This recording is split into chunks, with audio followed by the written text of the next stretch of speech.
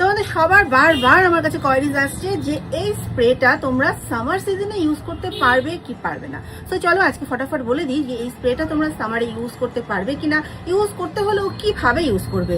এটা কিন্তু একদম পাউডার মেল্ট করে দেয়, একদম ম্যাট যে মেকআপের যে ম্যাট লুকটা থাকে ওটাকে পুরো মেল্ট করে একটা গ্লেজ, একটা শাইন, গ্লাস ফিনিশ একটা ব্যাপার এনে দেয়। কিন্তু এইটা ইউজ করার সময় খেয়াল রাখতে হবে যেন তুমি এইটা দিয়েই লাস্টে ফিক্স করছো তা না, তোমাকে একটা ম্যাট ওয়াটারপ্রুফ ফিক্সার দিয়ে আগে সেই মেকআপটাকে ফুল সেট করে নাও। মেকআপটা ফুল যখন সেট হয়ে গেল সেটাকে ফ্যানে হাওয়ায় খুব ভালো করে ড্রাই করে নাও, দেন তোমরা এই স্প্রেটা ইউজ করো, দেখবে খুব ভালো রেজাল্ট পাবে। তবে হ্যাঁ, ক্লায়েন্টকে অবশ্যই জিজ্ঞাসা করে নেবে তার খুব অয়েলি স্কিন কিনা।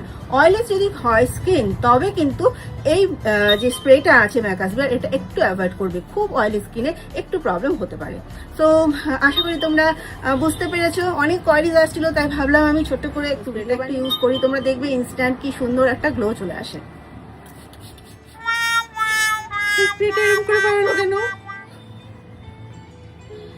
স্প্রেটা অ্যাপ্লাই করে নিয়েছি, একটু সময় দিতে হবে ড্রাই হওয়ার জন্য। জাস্ট দেখবে একটা খুব সুন্দর গ্লোয়িং ব্যাপার চলে এসছে। আমি এমনিতে ভীষণ লাইট মেকআপ করেছি আর তার উপরে স্প্রেটা দেওয়াতে দেখতেই পাচ্ছ কিরকম গ্লাস স্কিন একটা ফিনিশিং চলে এসেছে।